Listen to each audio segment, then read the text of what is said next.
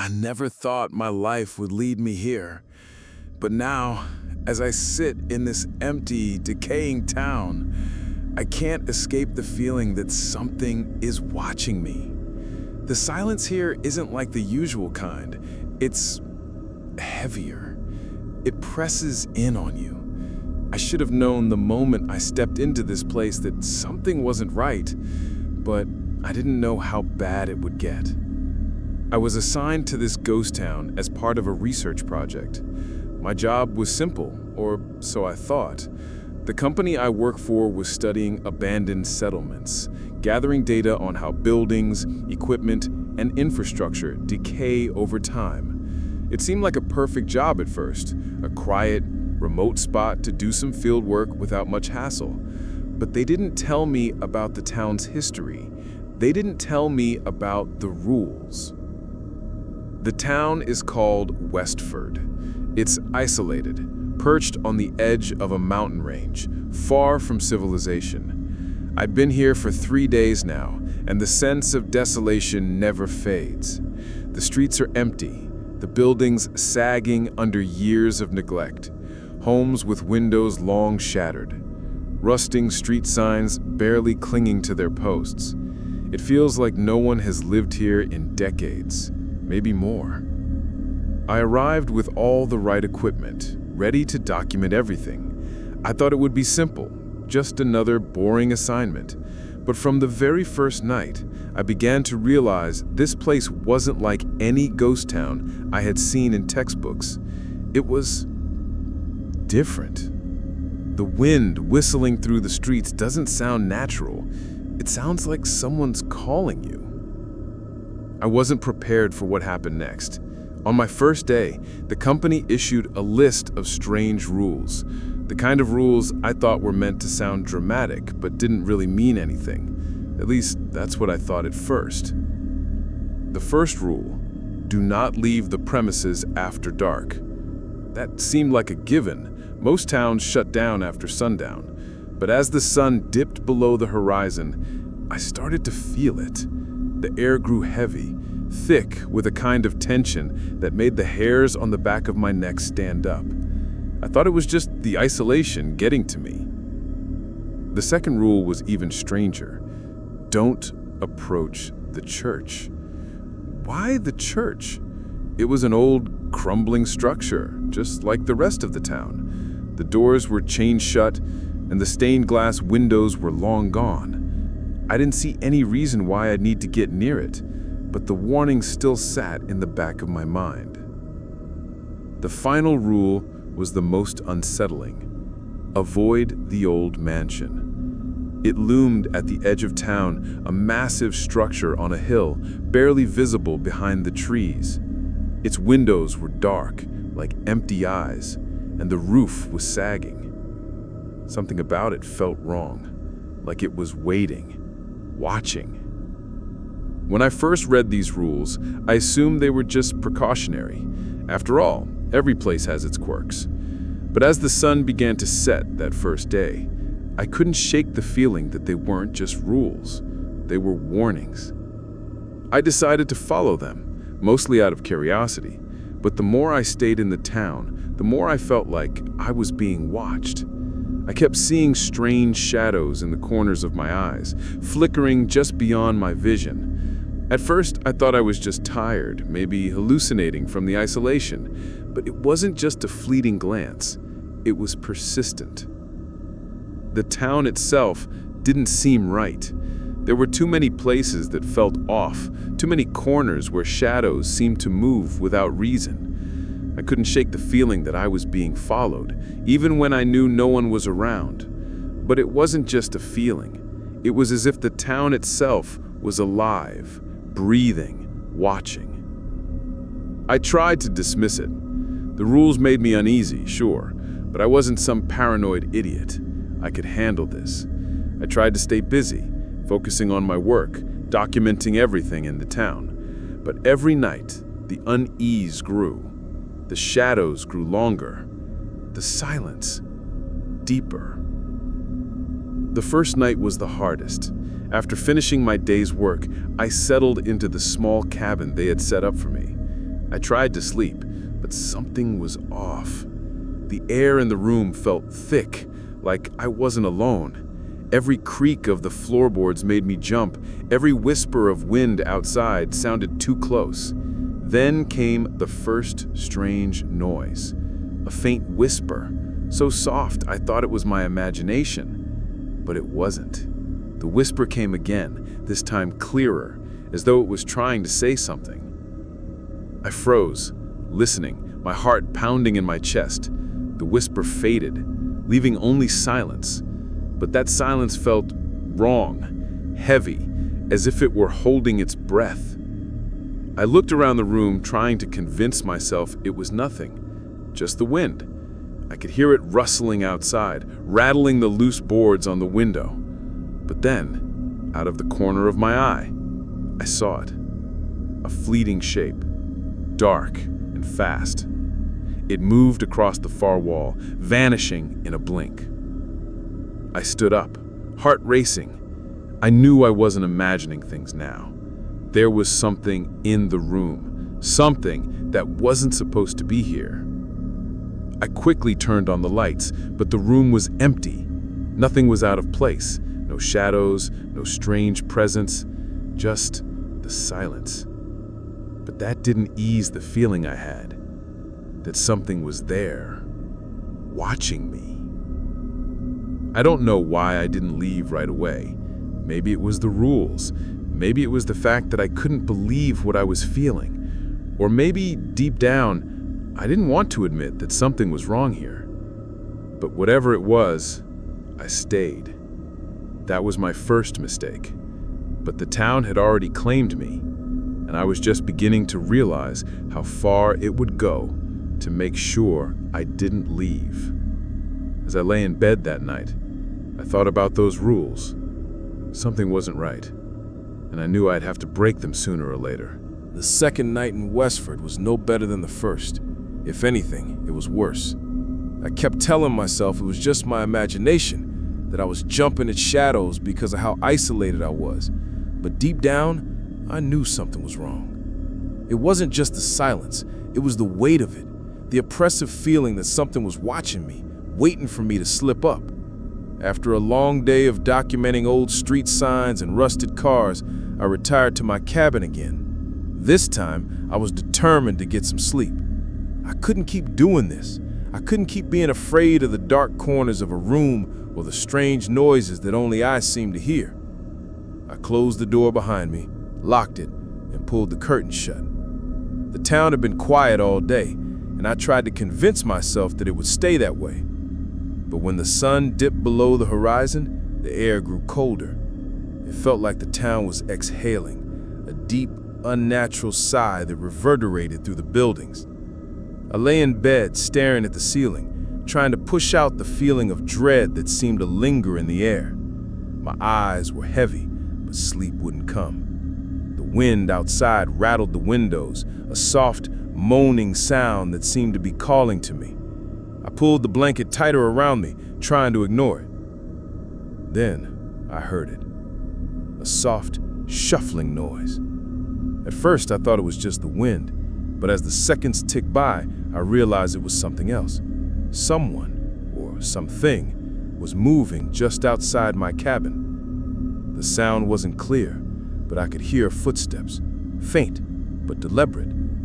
It was too heavy to be the wind. I sat up, my heart thumping in my chest. My breath caught in my throat as I listened, straining to hear through the walls. The steps stopped just outside the door. Silence. Then, a knock. Light at first, almost gentle, but with a persistent rhythm. Knock, knock, knock. I couldn't move. My body froze. I wanted to shout, to demand who it was, but I couldn't make a sound. The knock echoed through my head, building in intensity. It was as though the sound was coming from everywhere, surrounding me. Then, just as quickly as it had started, the knock stopped. The silence that followed was deafening. I didn't know what to do. Part of me wanted to open the door, to confront whatever was out there. But another part of me, something deep, primal, warned me to stay inside, to keep the door locked, and never let whatever was outside inside. I don't know how long I sat there, just waiting for something, anything to happen. The minutes stretched on like hours. My heart was pounding in my chest, and I could feel the sweat beginning to form on the back of my neck. And then it happened. I caught it, out of the corner of my eye. A shadow, too fast to be real, darted across the far wall of the cabin. It wasn't a person. There was no shape, no form to it. It was just a mass of darkness, moving like liquid. My breath caught in my throat. I spun around, trying to find the source of the shadow, but there was nothing. The room was empty. Everything was exactly as I had left it. But the feeling was still there, the heavy presence that lingered in the air. I knew I wasn't alone. I leaped from the bed, my mind racing. I grabbed the flashlight from my nightstand and flicked it on. The beam of light cut through the dark corners of the room, but it didn't help. The shadows still clung to the walls as if they were alive, moving with a mind of their own. I darted over to the window and peered outside, my breath fogging up the glass. The town was eerily still. No movement, no sounds, just the endless stretch of empty streets and dilapidated houses. The shadow had followed me in somehow. It wasn't outside anymore. It was inside, in the very room with me, lurking just beyond my reach. I could feel it there, watching me, waiting for me to make a mistake. I didn't know how to fight it. I didn't even know what it was. I sat back down on the bed, trying to steady my breathing. I had to think. This couldn't be real. Maybe it was just the isolation, the stress of being in such a desolate place. Maybe I was imagining things. But as I sat there, trying to reason with myself, I heard it again. The whisper. It was faint at first, barely a sound above the wind outside, but it was there. It was real. Leave. The voice was soft, a gentle breeze against my ear, but it wasn't the wind. It wasn't my imagination. It was a voice, something that had no business being in this empty cabin. I spun around, flashlight in hand, but there was nothing there. The room was still empty, just like before. I had to get out of here. I couldn't stay. I stood up, my knees shaking, and grabbed my jacket. I wasn't going to wait for the next whisper, whatever the hell was in this town. As I opened the door, the cold night air hit me like a punch. I didn't care. I wasn't staying here another second. I stepped out into the street, the flashlight in my hand cutting through the darkness. And then I saw it. A figure, standing at the far end of the street, just outside the beam of my light. A shape, a shadow. It wasn't solid, but it was tall, taller than any person I had ever seen. It stretched out across the street like a living thing, growing and shifting with every second. I wanted to scream, to run, but my legs wouldn't move. I was frozen, stuck. The figure began to move, slowly at first. It didn't walk like a person. It slid, gliding across the street as though it was part of the darkness itself. I tried to turn and run, but my feet wouldn't obey. I couldn't escape. Not this time. The shadow was following me. It was getting closer. Closer. And then it spoke. A voice, low and guttural, like it was coming from deep within the earth. Stay. And that was then I realized the town wasn't just abandoned. It was alive, alive with something that had no intention of letting me leave. And that was when the real nightmare began. The shadow that followed me that night didn't go away. It lingered, wrapped around me like a dark cloud, always just out of reach, but never gone. Every step I took, it seemed to follow. When I stopped, it waited. I tried to ignore it, tried to tell myself I was overreacting, that it was just the fear of being alone in such a strange place. But deep down, I knew better. The feeling in my gut, that cold, gnawing dread, told me there was something more to this town, something sinister. The next day, I tried to distract myself. The sun was shining, but the light didn't feel warm. I gathered my gear and set out to explore the town a little more. Maybe I could find some answers, something to explain what was happening. I figured if I could just understand the town's history, maybe I'd make sense of all this madness. I started with the library, a small, dilapidated building on the outskirts of town. It looked like it hadn't been touched in years. The windows were cracked, the roof sagging in places, but it was my best bet to find anything useful. I pushed open the door, the wood groaning in protest. Inside, the air was stale, thick with mildew and dust. The shelves were lined with old books, their spines cracked and faded. It felt like the kind of place where time stood still, and not in a good way. I moved down the aisles, pulling books from the shelves, flipping through yellowed pages, hoping for something, anything that could give me some insight into the history of Westford. At first, most of the books seemed useless, just old records about the town's founding and its early days. But then I found something that made my blood run cold. Tucked behind a dusty shelf was a collection of old newspapers. The dates on the front were decades old, stretching back to the early 1900s. I started reading through them, growing more and more unsettled as I did. The first few articles seemed harmless enough, town news, births, marriages, and the like. But then I came across a headline that made me stop cold. Disappearance of the Westford family, the town's dark secret. I turned the page eagerly, my heart pounding. The article detailed the mysterious disappearance of a family that had lived here generations ago. The Westford family had vanished without a trace, leaving behind nothing but an abandoned house and a trail of unanswered questions. The article was vague, only hinting at strange happenings in the days leading up to their disappearance. But one line stood out to me. Reports of a shadowy figure seen around town just days before the family's disappearance. My mind raced. The shadow. Was this what I had seen? Was it connected to the family's disappearance? The more I read, the more unsettling the details became. The townspeople spoke of strange noises at night, figures lurking in the streets, and the eerie presence of something unnatural in the air.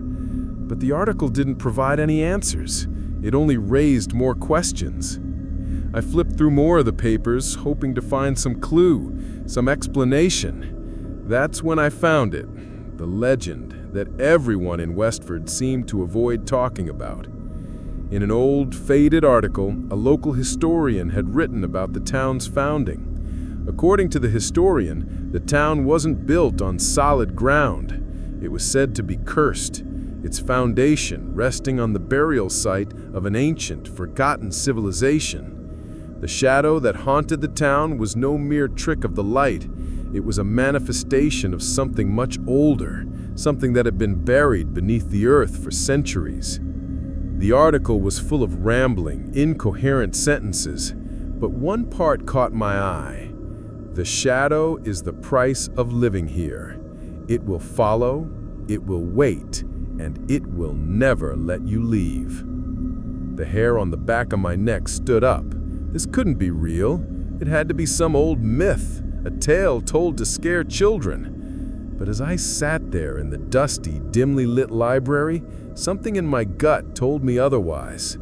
The shadow, the strange rules, the eerie presence that clung to the town. It was all tied together, and I was at the center of it.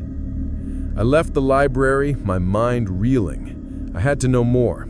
I needed to see if there was any truth to what I had read. But as I walked back through the streets, a feeling of dread washed over me. The town seemed to be watching, the buildings standing like silent sentinels, their broken windows staring down at me. I couldn't shake the feeling that the town was alive, that it knew I was here, and that it wanted me to stay. I decided to visit the church, the one place they had warned me to avoid. Maybe there was something there, something I could use to break free from whatever was happening to me. The church loomed in the distance, its dark silhouette cutting against the sky. As I walked closer, I felt the air grow colder. The hairs on my arms stood up, and the sense of unease intensified. I was crossing a line now, breaking one of the town's strange rules. But I couldn't turn back. I needed to know the truth. I reached the church and stood before its tall, weather-beaten doors. The chains that kept it locked rattled in the wind, a reminder that this place was not meant to be entered. But I wasn't going to leave without answers. I stepped forward, my breath coming faster as I reached for the chain. Before I could touch it, I felt it, a chill, an icy hand brushing against the back of my neck. I froze, my body rigid with fear. The shadow, it was here. I spun around, but there was nothing. No figure, no shape, just the wind, just the silence. But I knew it was watching, waiting. I couldn't stay here. I had to leave. But as I turned to walk away, I heard a voice. It wasn't loud, but it was unmistakable. "You shouldn't have come here." I whipped around, but there was nothing, just the church, looming in front of me, dark and empty. And that's when it hit me. The shadow wasn't just a thing that followed me. It was a part of this town, a part of its cursed history, and I had become tangled in it. There was no leaving now. I ran. I didn't know where I was going, but I had to get away from the church, from the shadow, from the truth that I was slowly unraveling. As I stumbled through the streets, my mind raced. There had to be a way out of this. There had to be. But every step I took, the town seemed to shift around me. The streets twisted, the buildings grew taller, and the air grew heavier. I had broken the rules, and now it seemed the town was going to make me pay. I don't know what I thought would happen when I broke the rules. Maybe I expected the town to remain the same, silent, empty, predictable. But I was wrong. The moment I stepped beyond the threshold of the church, it was like I triggered something. A shift, a ripple in the fabric of this place. The rules weren't there to keep me safe. They were there to keep me in line, to keep me from discovering the truth. I could feel the change immediately. The air grew colder, the streets darker, and the sense of something watching me became almost unbearable. Every step I took felt like I was walking deeper into a nightmare. I hadn't intended to break all the rules at once. At first, it was just the church. I thought I could sneak around the edges, take a quick look inside, and leave. But once I crossed that line, once I saw that forbidden place with my own eyes, I couldn't stop. The curiosity gnawed at me like a hunger that wouldn't be satisfied. I walked through the streets, the cold creeping under my jacket and biting at my skin. The town looked different now, more alive somehow. The abandoned houses weren't just empty shells. They were watching me. I could almost hear them whispering in the wind, calling me closer, beckoning me to see what lay within. I had to know more, and I knew it was a mistake. I knew it deep in my bones, but I couldn't stop myself. I found myself drawn to the old mansion on the hill, the one they had warned me about, the one they said I should avoid at all costs. The mansion was even more imposing up close, the dark, crumbling walls looming over me like a predator waiting to pounce. Its windows were like hollow eyes, staring down at me, daring me to enter.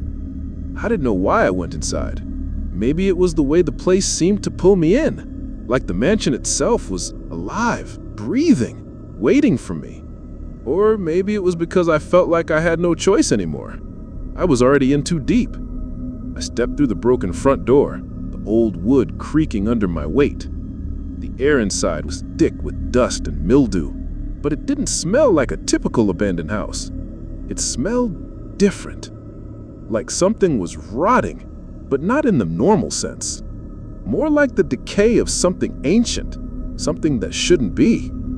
I walked through the empty halls, my footsteps echoing against the stone walls. The mansion was massive, stretching out in all directions, its rooms dark and abandoned. But the deeper I went, the more I felt that presence. that weight in the air. It wasn't just the mansion's age or decay. It was something else. Something dark. I pushed open a door to what looked like an old sitting room, but I quickly regretted it. The moment I stepped inside, the temperature dropped. I could see my breath misting in the air, even though I was inside the house. The floor creaked beneath me, and I heard the faint sound of something scratching at the walls. The shadows in the corners of the room seemed to shift, growing longer, moving with a life of their own. I backed away slowly, my pulse hammering in my chest, but then I heard something. On the far wall, a large painting hung, framed in gold. It was an old portrait of a family. Strange because I didn't remember seeing a family mentioned in any of the town's history.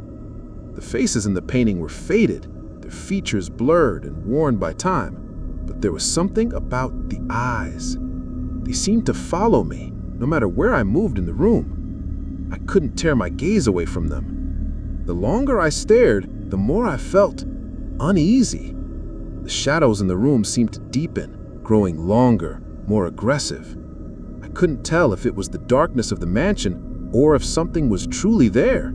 Something that wanted me to leave, wanted me to get out of its home. I turned and rushed out of the room, my heart pounding in my chest, and that's when I heard it.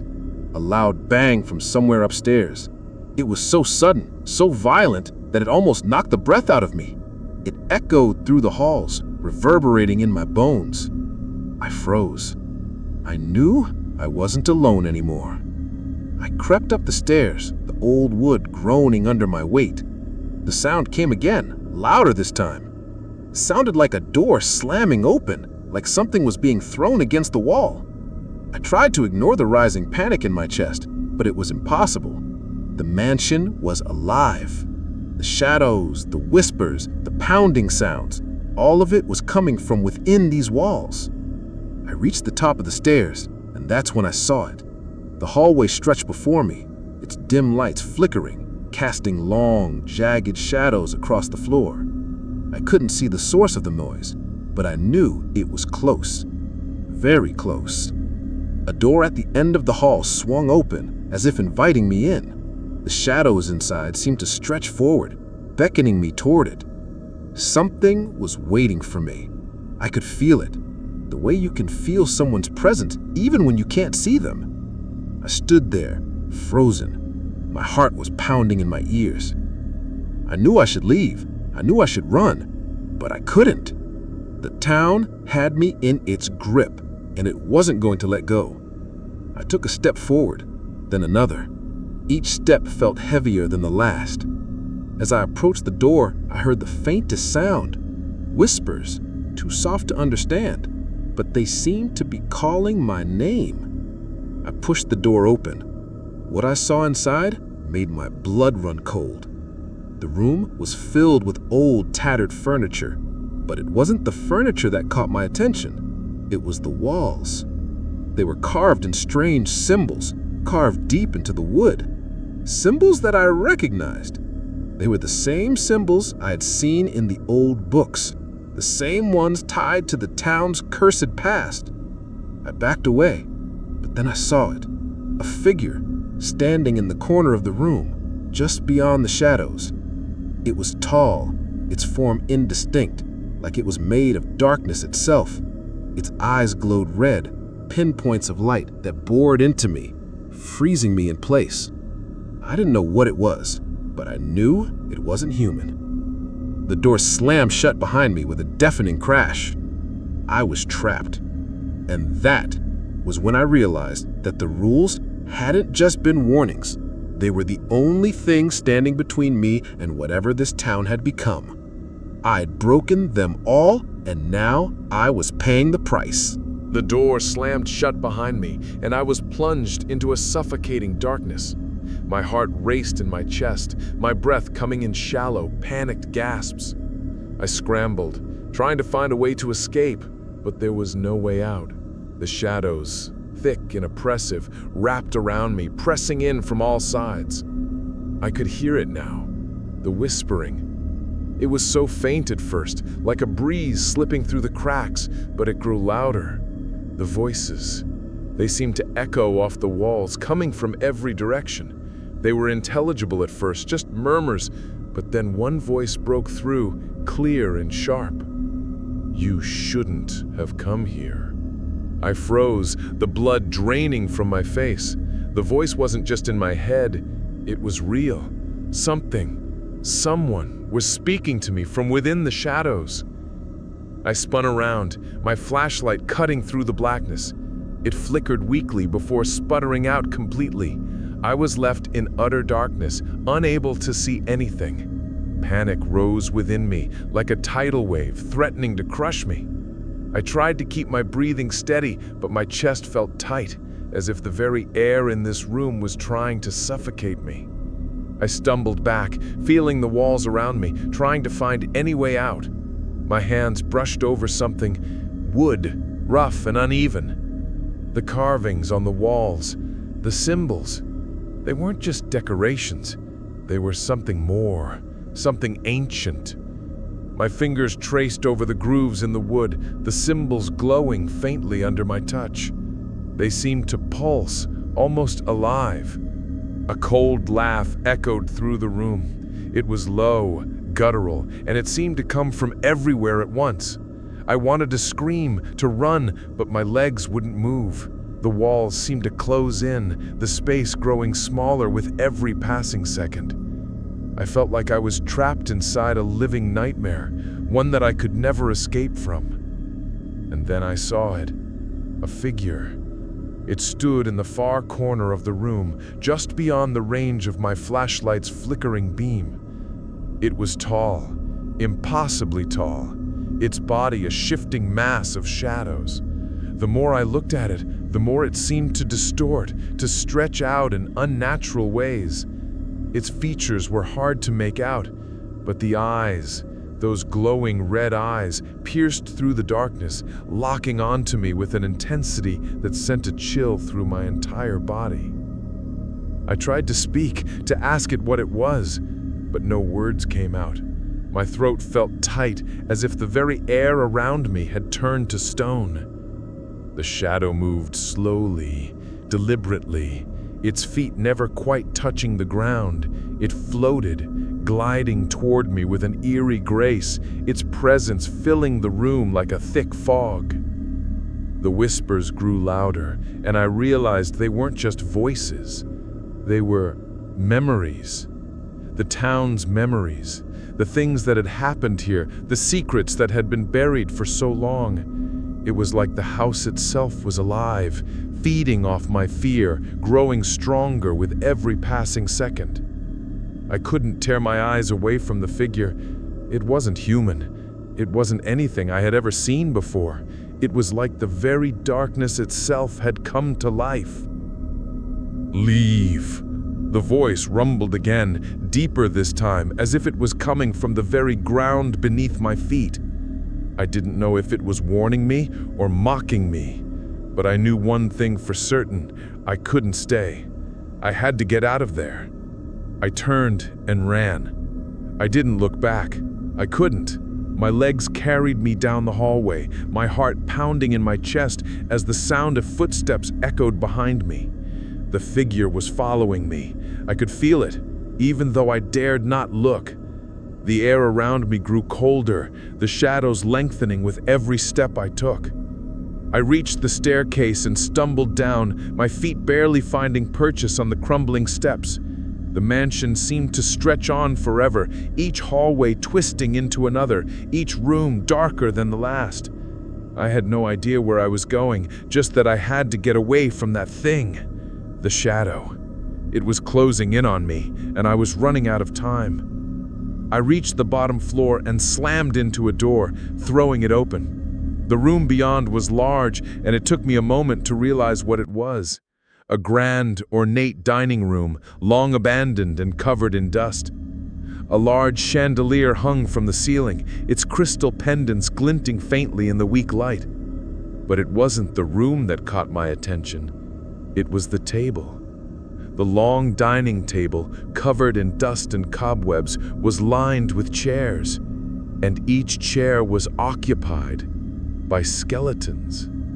I froze, my breath catching in my throat. There were at least a dozen of them, seated at the table as if they were waiting for something. Their bones were yellowed and brittle, their empty eye sockets staring ahead, unmoving. They were dressed in tattered, old clothes, some still holding utensils in their skeletal hands. I wanted to turn and run, but I couldn't. My feet felt like they were glued to the floor. The sight before me was so horrifying, so unnatural, that I couldn't tear my eyes away. These were the remnants of the people who had once lived here, the ones who had disappeared all those years ago, the ones the town had forgotten. But there was something else, something that made my skin crawl even more than the sight of the skeletons. In the center of the table, placed carefully in front of one of the skeletons, was a large, ornate book. It was old, the leather cover cracked and faded, but it pulsed with a strange energy. It seemed to call to me. I didn't want to approach it. I knew I shouldn't, but something inside me, something darker, pushed me forward. I reached out, my fingers brushing against the cool surface of the book. The moment I touched it, a shock ran through me, like electricity jolting through my body. The room seemed to shift, the shadows growing deeper, the air growing heavier. The whispers returned, louder now, almost deafening. And then I heard it, a voice, clear and sharp, as though it was right beside me. "You shouldn't have opened it." I jerked back, but it was too late. The room began to tremble, the walls shaking violently, as if the very foundations of the mansion were coming undone. The skeletons at the table shifted, their bony hands reaching out toward me, their empty eyes fixed on me with an intensity that I couldn't understand. I had made a mistake. I had unleashed something that was never meant to be disturbed. The shadow was closing in, and this time, I didn't know if I would survive. I don't know how long I ran, but it felt like hours. My legs burned. My chest ached from the sharp breaths I took, and the sound of my footsteps echoed through the mansion, making the darkness feel even thicker. Every turn, every hallway I took, felt like the house was stretching farther, expanding to trap me in its endless labyrinth. I could hear the whispering voices growing louder, their words becoming clearer, more insistent. "Leave. It's not too late. You don't belong here." I couldn't stop running.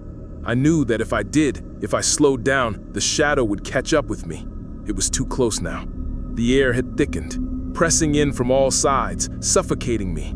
The walls seemed to close in, shifting, as if the mansion itself was alive, guiding me deeper into its belly.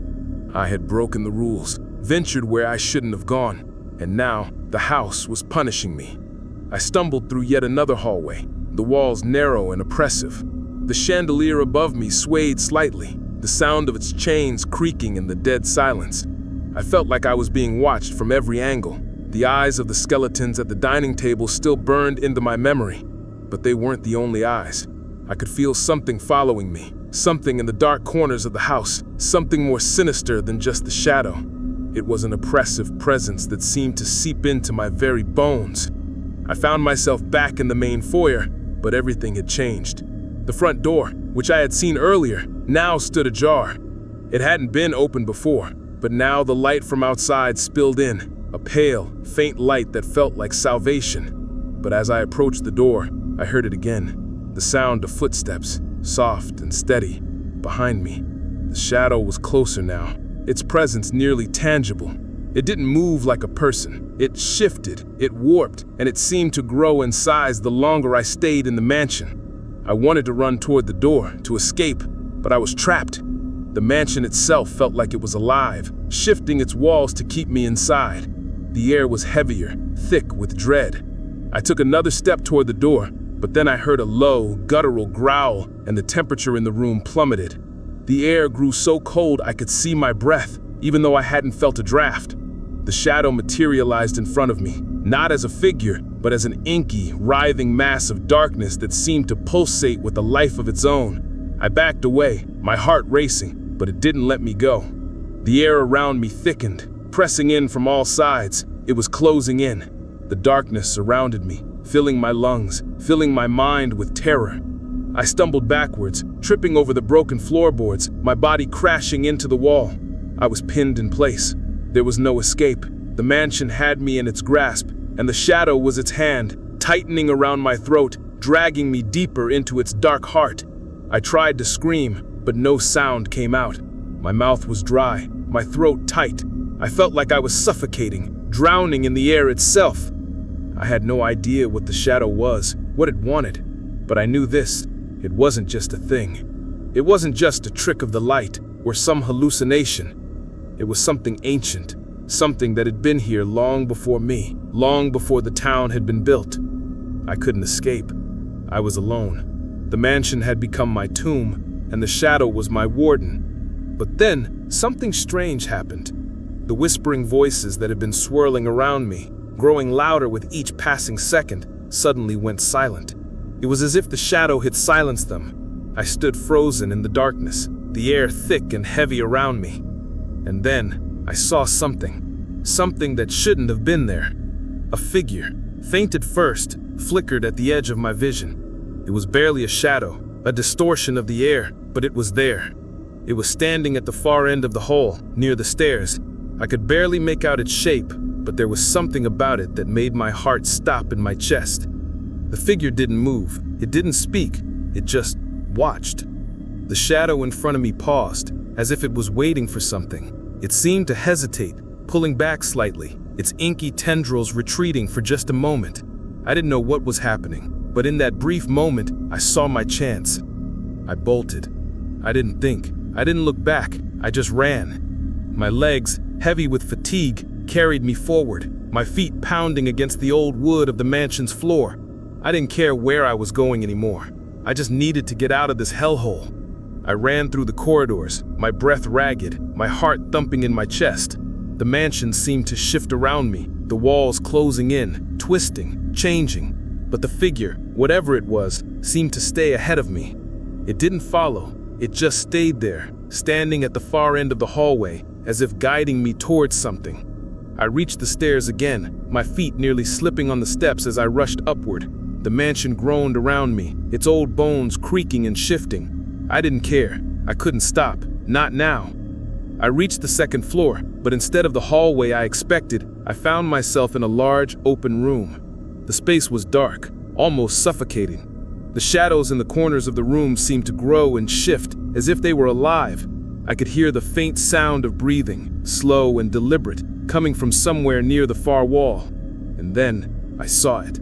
The figure was there again, standing in the center of the room. This time, I could see it more clearly. It was a woman, pale, her eyes hollow, her hair long and tangled.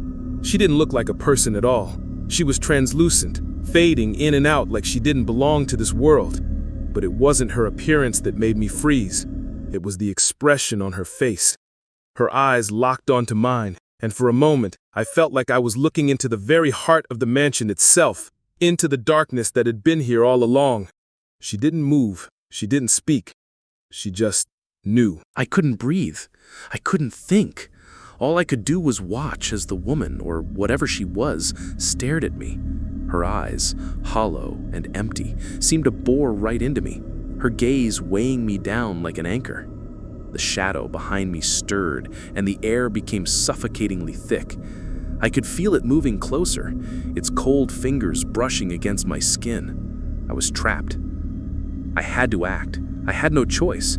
My body moved of its own accord, the fear pushing me forward.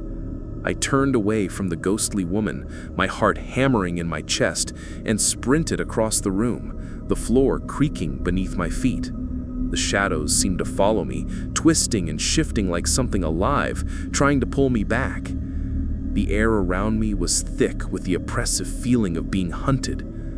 The rules of this place, the warnings I had ignored, were coming for me, and I didn't know if I could escape. I stumbled down a hallway, my mind racing. I had broken all the rules, the ones about the church, the mansion, staying inside after dark, and now I was paying the price. The shadow had followed me every step of the way, getting closer with every breath I took. But now, I realized something I hadn't before. The shadow wasn't just an entity or a force. It was a manifestation of this town's curse. It was a part of the darkness that clung to Westford, something that had been waiting for someone like me to come along and stir it up. I was its prey. I pushed forward, but the walls seemed to close in, twisting and shifting as though the mansion itself was alive, drawing me deeper into its heart. I had to confront this, face whatever was lurking in the shadows, or I would never leave. I paused in a small room, what looked like a study, and slammed the door shut behind me. The room was filled with old books, their spines cracked and yellowed with age. But it wasn't the books that grabbed my attention. It was the desk in the center of the room, where a single candle flickered weakly in the dark. I felt an overwhelming urge to look through the papers on the desk, even though I knew I was running out of time. I couldn't stop now. My hands trembled as I rifled through the papers, my fingers shaking as I flipped through old records, letters, and journals. Most of it was nonsense, rambling accounts of the town's founders, the rituals they had conducted, the sacrifices made. But there, at the bottom of the pile, was something different. A book. Its cover was worn, cracked, but it felt important. I opened it carefully, the pages yellowed and fragile, but the writing inside was faded, but I could still make out some of it. The words were chilling. The shadow is not an entity, nor is it a spirit. It is the manifestation of a curse, a dark force that feeds on the fear of those who come to this town. Those who enter its boundaries will be marked, and the curse will never let them leave. I read the words again, the reality of them sinking in. The shadow wasn't just following me, it was hunting me. It was feeding on my fear, and I had broken every rule they had set in place to protect me. The book going on detailing a ritual, a way to break the curse. But the more I read, the clearer it became that the ritual would require a sacrifice, a heavy price.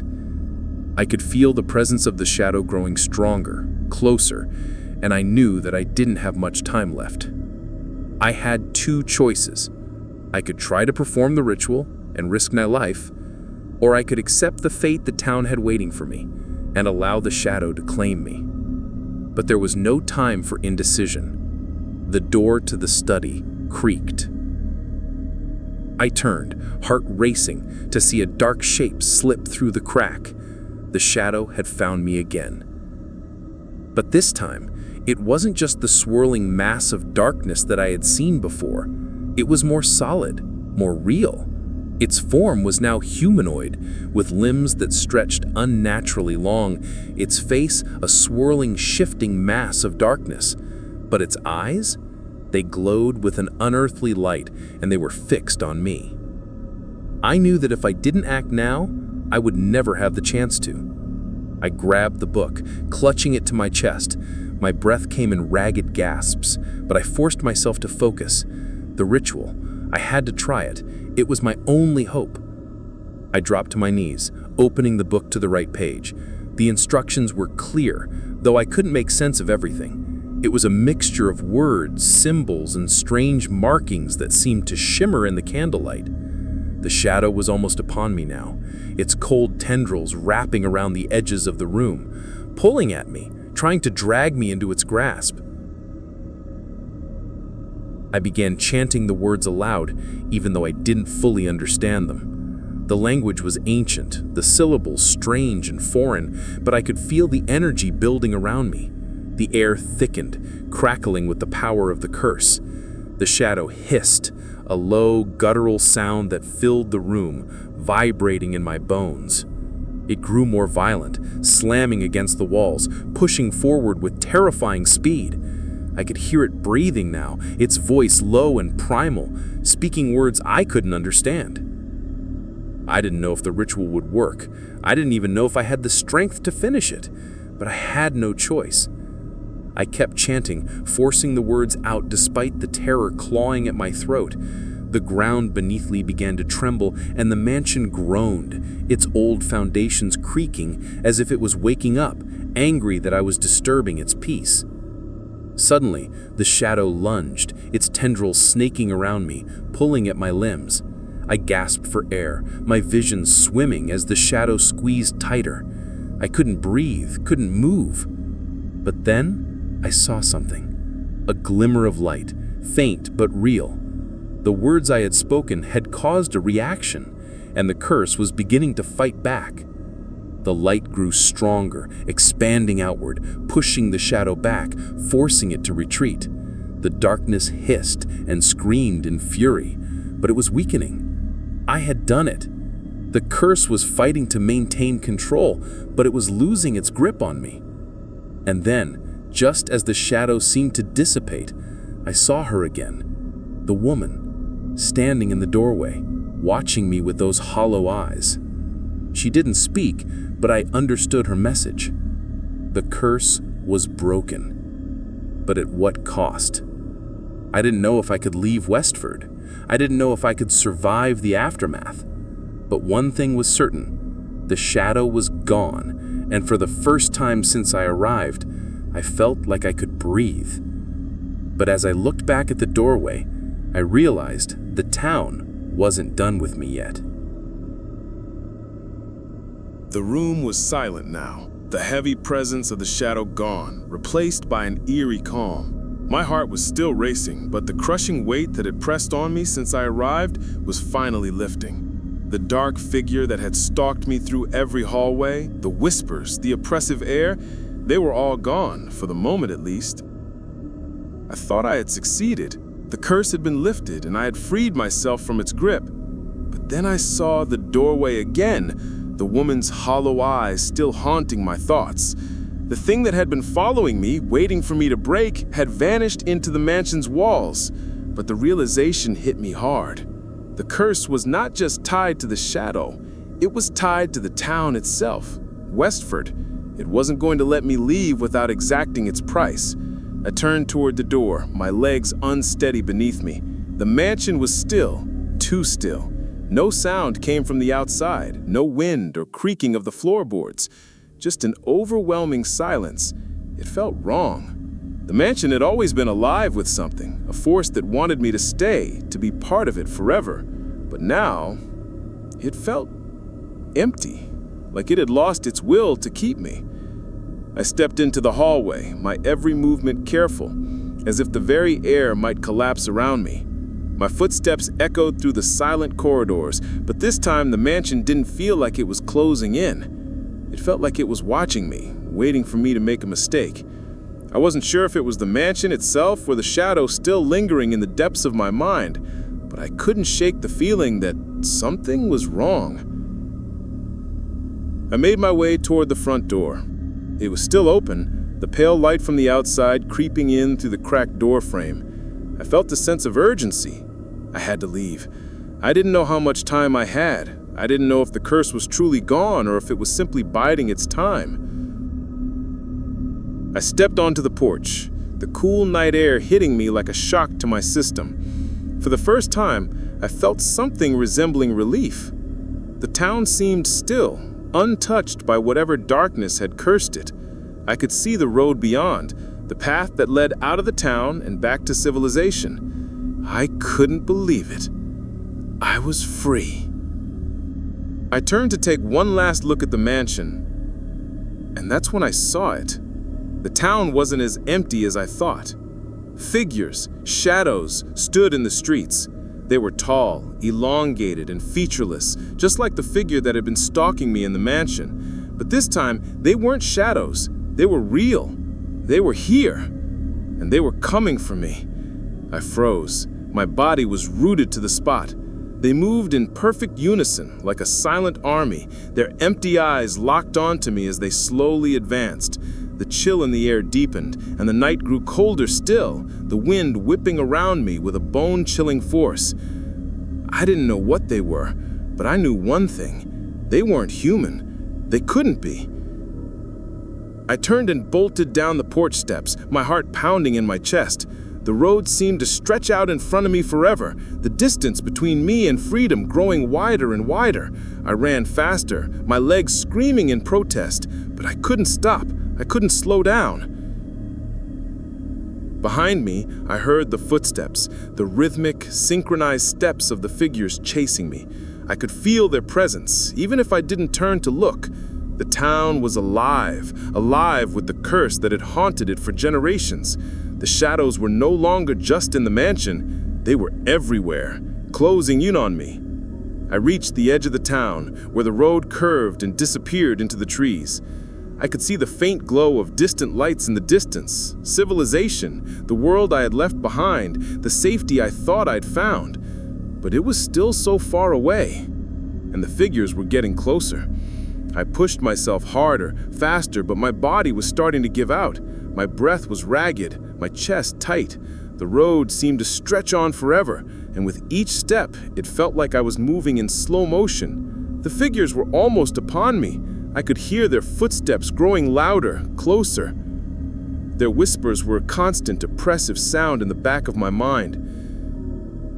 Suddenly, I stumbled, my foot catching on something hidden in the grass. I crashed to the ground, the impact jarring my body, the pain shooting up through my limbs. I didn't have time to get up. I didn't have time to think. I looked up, and for a moment, everything seemed to blur. The town, the figures, the road ahead, it all melted together in a swirling mass of shadows and darkness. And then, just as I thought I was about to lose all hope, I saw it. A light. A car's headlights, distant but growing closer. Someone was coming. I scrambled to my feet, ignoring the pain, and sprinted toward the light. The figures hesitated for a moment, then resumed their pursuit. But I didn't care. I had to reach the light. I had to escape. The car appeared on the horizon, its headlights cutting through the darkness. My breath came in frantic gasps as I ran, the figures still behind me, but I could hear the car's engine now. It was close. It was real. I didn't know if the figures would stop. I didn't know if I was truly safe, but I knew one thing. If I could get to that car, I might just make it out of this nightmare alive. I sprinted faster, desperation fueling every step. The car's lights were almost blinding now, and I could hear the engine grow louder. I pushed myself harder, my muscles aching, my body on the edge of collapse. The figures were closing in, but I didn't care. I couldn't stop. And then, I was there. The car screeched to a halt just in front of me, the driver's door flying open. A man, wide-eyed and terrified, reached out to grab me. Get in now!" he shouted, his voice trembling. I didn't need any more encouragement. I dove into the car, slamming the door behind me. The engine roared to life and the car shot forward, tearing down the road away from the town. I looked back, my heart pounding in my chest, but the figures had stopped. They stood at the edge of Westford, just beyond the road, watching us go. The town had claimed its prize, but it wouldn't take me. Not today. As the car sped away, I couldn't help but wonder, was it truly over? Was I free? Or was the town just waiting for me to come back, waiting for me to slip up again? But for now, I was safe. And that was all that mattered. I wish I could say that everything was over the moment I drove away from Westford, but the truth is, the nightmare wasn't finished. Maybe it had just begun. For weeks, I couldn't shake the feeling that I hadn't truly escaped. The shadow that had haunted me through the mansion, through the streets, still lingered in the corners of my mind like a stain that wouldn't wash away. Every night, I would wake up drenched in sweat, my heart racing as I relived the terror of Westford. But it wasn't just the memories. It was something else. The feeling that something was still watching me, waiting for the right moment to return. I tried to move on, tried to put it all behind me, but the past has a way of catching up with you. It wasn't until I started doing some research that I began to uncover the truth behind Westford, the curse, the shadow, the reason why the town was so alive. I went back to the library, the one I had found those old newspapers in. I hoped I could find something that would give me closure. I didn't want to go back to Westford. I didn't want to see that mansion again, or the shadow. But the answers I was searching for were there, buried in the pages of the town's forgotten history. The more I dug, the more I realized just how much I didn't know about that place. The articles I found were mostly the same as the ones I had read before. Reports of disappearances, strange sightings, and eerie occurrences. But there was something different about this new batch of papers, something darker. In one of the old town records, I found an entry that mentioned an ancient ritual. The founders of Westford, desperate to protect their town from some dark force, had made a pact with something far beyond their understanding. The town had been built on cursed land that had once been home to an ancient, forgotten civilization. This civilization had practiced dark rituals, summoning forces that were never meant to be disturbed. The town's founders, in a desperate bid to keep the darkness at bay, had made a blood sacrifice to seal away the curse. But it didn't work. The ritual failed. The darkness didn't stay sealed. Instead, it grew stronger, feeding off the fear and suffering of anyone who dared to live there. Over the years, the town had become a prison, a trap for the living and the dead alike. The shadow, the entity that had tormented me, was a manifestation of that ancient evil. It was the result of the curse, an ever-present force that could never truly be destroyed. I couldn't believe what I was reading. The more I uncovered, the more I realized that the curse wasn't just tied to the land, it was tied to the very people who lived there, their souls bound to the darkness. The shadow wasn't just a creature, it was a part of them, part of the town's twisted history. And then I found it, the final piece of the puzzle, a journal. It was hidden in the back of the library, tucked away in a dusty corner, like it had been waiting for me. It belonged to one of the town's original founders, a man named Samuel Westford. The journal detailed the events leading up to the town's founding, but what caught my attention was the final entry. He wrote about the pact, the curse, the ritual that had been performed to seal away the darkness, but what struck me was the last sentence. "We sealed the town with blood, but I fear the shadow is no longer contained. It is growing stronger, and soon it will claim us all, and no one will be left to tell our story." I felt my blood run cold as I read those words. Samuel Westford had known what was coming. He had known that the town would never be free of the curse, that it would eventually consume everyone who lived there. And now I was part of that story. The shadow had marked me. It had claimed me, just like it had claimed all those before me. But there was more. The final entry in the journal revealed something that made my stomach turn. The curse wasn't just tied to the land, the ritual, or the town itself. It was tied to the people who had broken the rules, the people who had dared to go beyond the boundary set by the town's founders. Those who had ignored the warnings, those who had ventured too far, had become part of the curse. And I had broken every rule.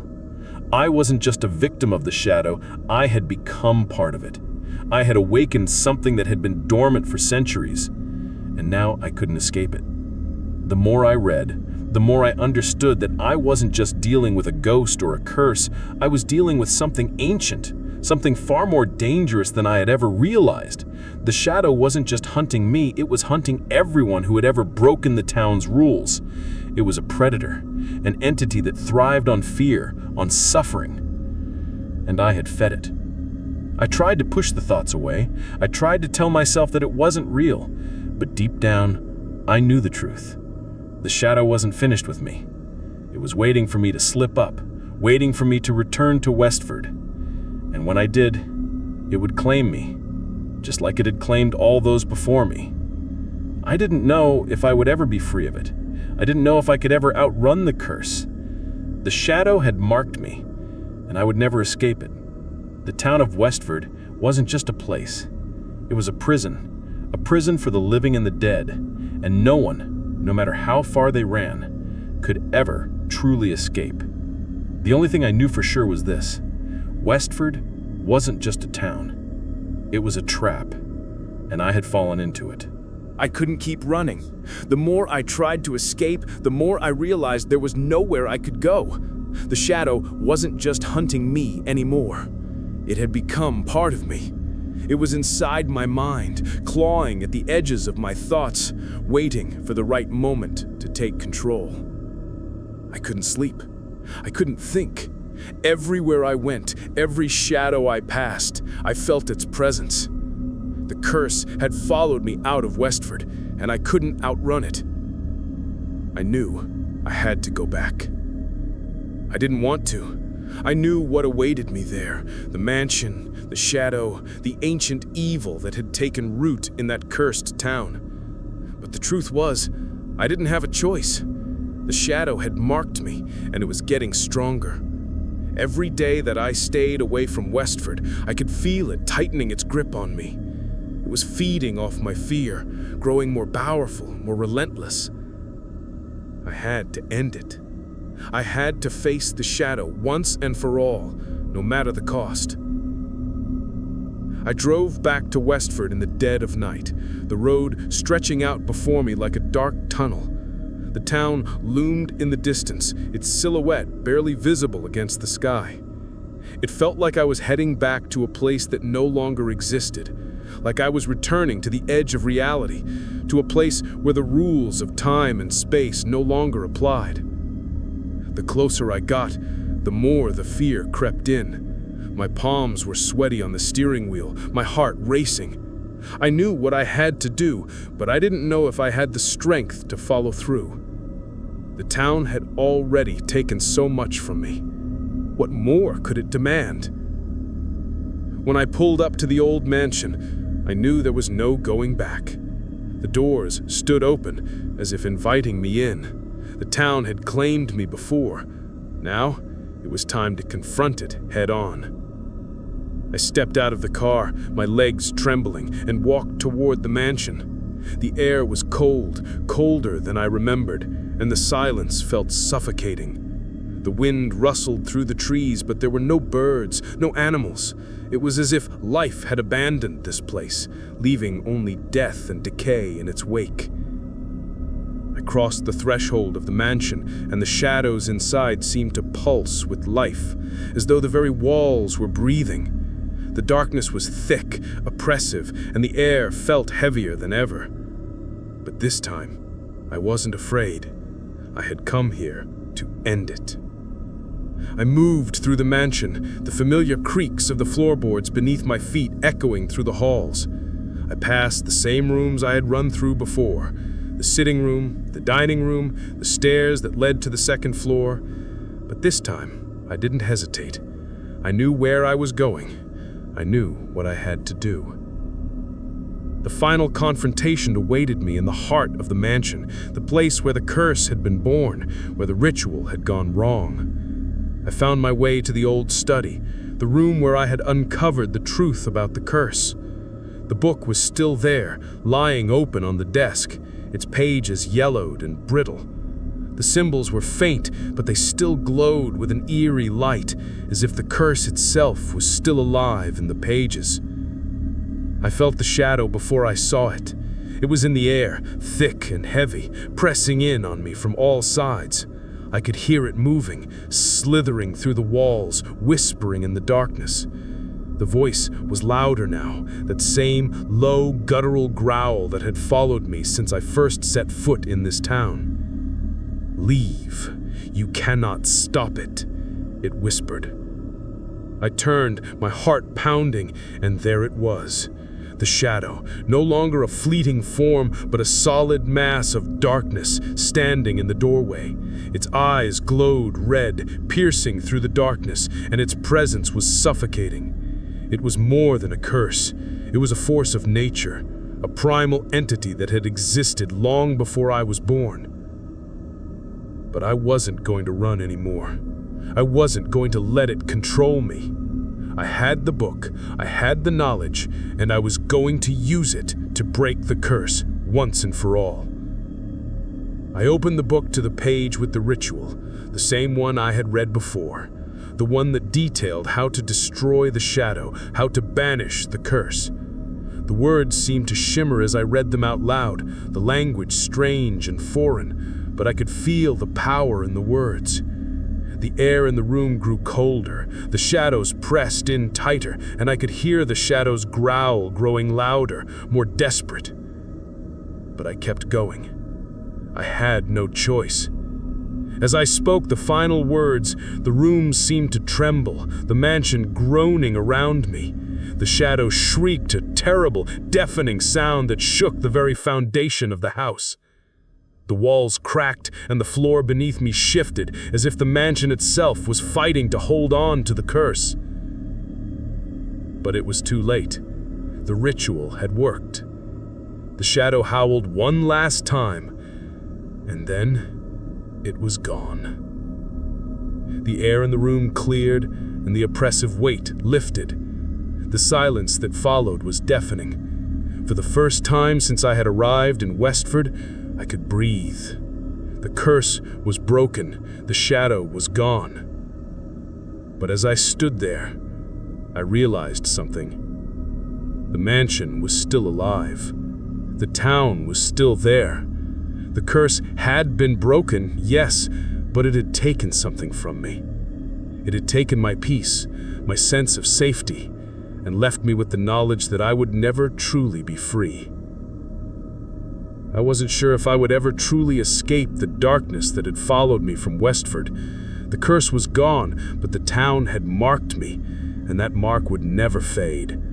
The shadow may have been banished, but its presence was always there, lurking in the corners of my mind. I walked out of the mansion, the door closing behind me with a finality that echoed in my ears. The road ahead seemed endless, but for the first time, I felt like I could leave. Westford was behind me now. But the question lingered in my mind: had I truly escaped, or was I just running from something that would never let me go? As the sun began to rise, I could feel the weight of the past lifting from my shoulders. But even as the light broke through the trees, I couldn't shake the feeling that I had left something behind. Something dark, something waiting. And no matter where I went, I knew it would follow. The town of Westford is gone. At least, that's what I tell myself. The mansion, the curse, the shadow, they've all been wiped out, erased in that final confrontation. The town is still standing, or at least what remains of it. The buildings are crumbling, the streets are empty, but no one has lived there for years. No one will. The curse was lifted, the darkness was destroyed. Was it? I've tried to move on. I've tried to convince myself that everything's okay now, that the nightmare is over, but there are nights, dark, lonely nights when I can't help but feel it again, the presence, that pull. It's like the shadow is still with me, hiding just beneath the surface. Every time I close my eyes, I wonder if I'm safe, if I'm truly free. The truth is, I don't know if I ever will be. I've left Westford behind, physically at least. The roads I used to drive on, the places I thought I knew, all feel different now, as though the curse has followed me, and I'm always a little closer to it, no matter how far I run. It feels like I'm being watched, like I'm still being hunted, and no matter how hard I try to push it away, I know I can't escape. Maybe that's the curse I've been left with. Maybe the darkness doesn't just stay in one place. Maybe it follows you, seeps into your thoughts, your soul. Maybe it's part of me now. And maybe that's what I was supposed to learn, that no one truly escapes Westford. Not completely. But I tell myself it doesn't matter. I tell myself I can live with it. It's just a shadow, right? Just a figment of my imagination. Just some dark thing from the past, something that I've left behind. But there are nights when I wake up in a cold sweat, my breath coming in quick gasps, and the first thought that runs through my mind is always the same: it's still here. Sometimes I wonder if I was ever meant to escape at all, if the curse wasn't just about the town, about Westford. Maybe it was about me, about my own fear. Maybe that's why the shadow followed me, why it still haunts me in my dreams. Maybe I wasn't supposed to break the curse. Maybe I was just meant to be another part of its story, another soul consumed by the darkness. But what if there's still hope? What if breaking the curse really was the end? What if, despite everything, I've truly escaped? I can't tell you. I don't know. I don't know if anyone will ever know the truth about Westford. Maybe it's better that way. Maybe some things aren't meant to be understood. Some places, some horrors, they're just meant to be left alone. But I can't help but feel that something's waiting for me. That someday I'll be back there. That Westford will call me again, pull me back into its darkness. And when that happens, I'm not sure I'll be able to escape. For now, though, I'm here. I'm alive, and I'm trying to forget. But I don't think I'll ever forget the shadow. It's part of me now. So, if you're ever driving through the dark, winding roads of nowhere, and you feel like someone's watching you, if you feel that cold breath on the back of your neck and hear whispers in the wind, maybe you should turn around. Maybe you should leave. Because if you don't, if you make the mistake of stopping, you might just find yourself in Westford. And once you're there, well, the shadow is waiting, and it never lets go. If you enjoyed my story, don't forget to stay for the next one. Keep your lights on, keep your doors locked, and remember, there's always something out there, watching, waiting.